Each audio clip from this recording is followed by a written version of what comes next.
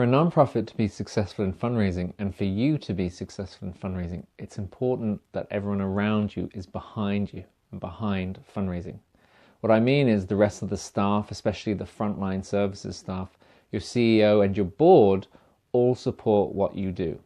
We don't want them to be embarrassed of fundraising, and I've seen so many organizations, and I'm sure you have too, where it feels like fundraising is a necessary evil and something that the rest of the staff don't really want to get involved on, and in fact are a little bit embarrassed about.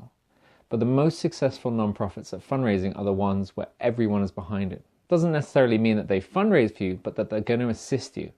And through this course, you're going to see how the rest of the team are really important in assisting you in making introductions, in asking for money, in donating, in making connections, and in sharing stories. There's lots of ways they're going to help you. So we need to get them on board.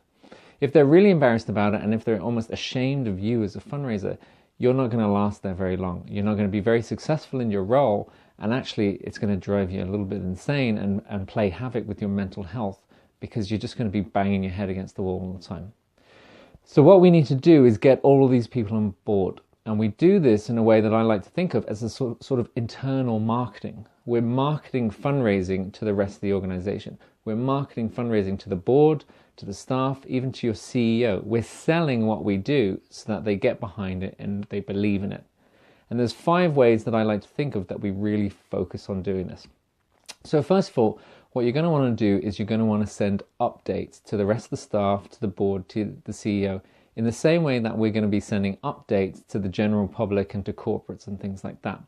We want to almost be sending newsletters and ideas and stories to them in the same way we'd be communicating to outside of the organization.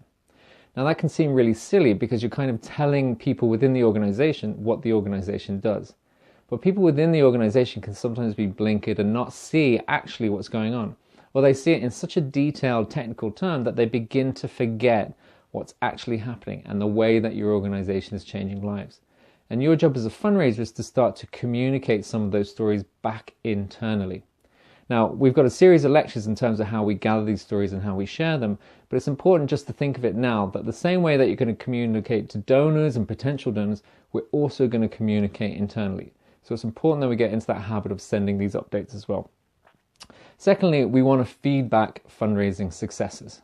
So we want to share within the organization when you have your wins. So when a big donor comes on board, when a well-known company comes on board, whenever there's any nice feedback coming from outside the organization, we want to feed it to the rest of the organization so that they begin to see the point of fundraising. They begin to see the success that you're going to start having, and they begin to see the money coming in, and they realize that people believe in them.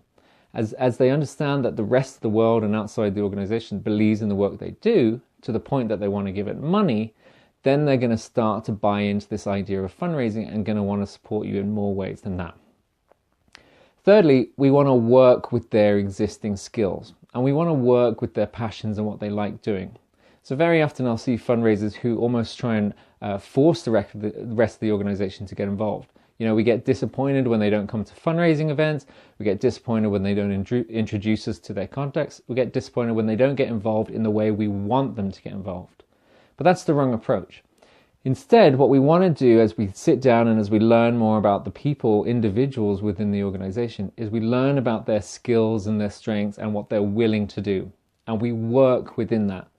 So if someone is not interested in coming to your event, if they're not interested in shaking a bucket, we don't want to twist their arm, because what it's going to do is it's going to make them resent fundraising even more, and it's going to actually make them resent the organization, and they're not going to want to get involved.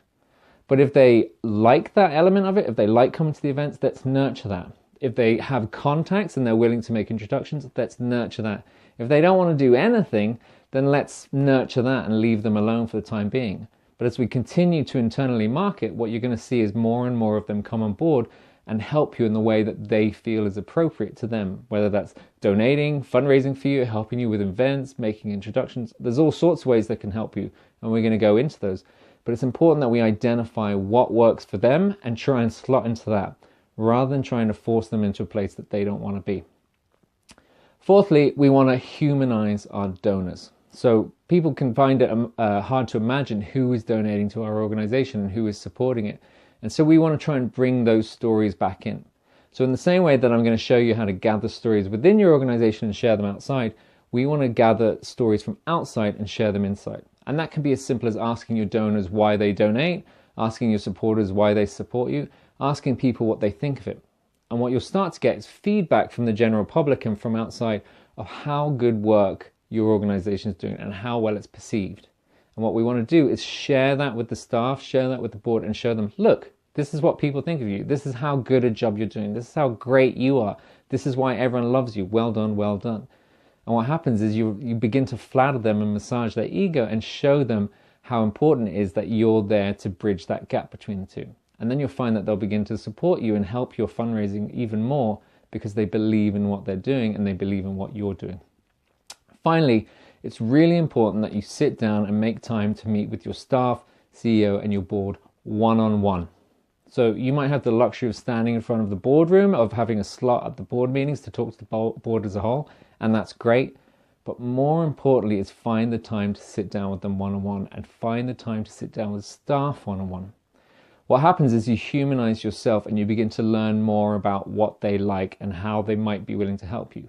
And through that conversation, through an informal conversation over coffee or lunch, you're going to find out who they know, what they're capable of, what they like doing, what they don't like doing, and then we can start to work with them in a more direct and appropriate fashion.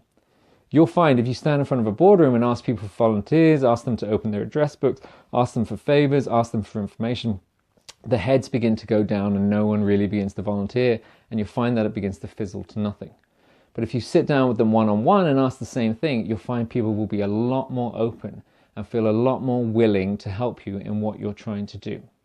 So especially in those early days when you're starting your fundraising, but ongoing on a regular basis, you need to carve out time to meet your board, to meet your CEO, to meet the rest of the staff one-on-one. That's really important time, even meeting one a week, just to sit down with a coffee, pick their brains, understand where they are, understand what ways they might be able to help you, and talk with them to slot in with that.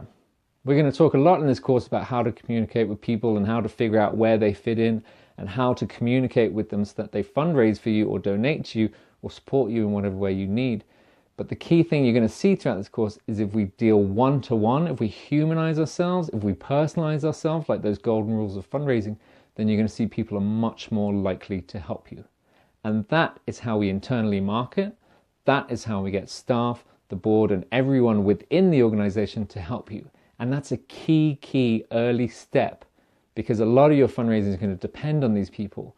At the very least, a lot of your fundraising is going to succeed more and more if these people are behind you.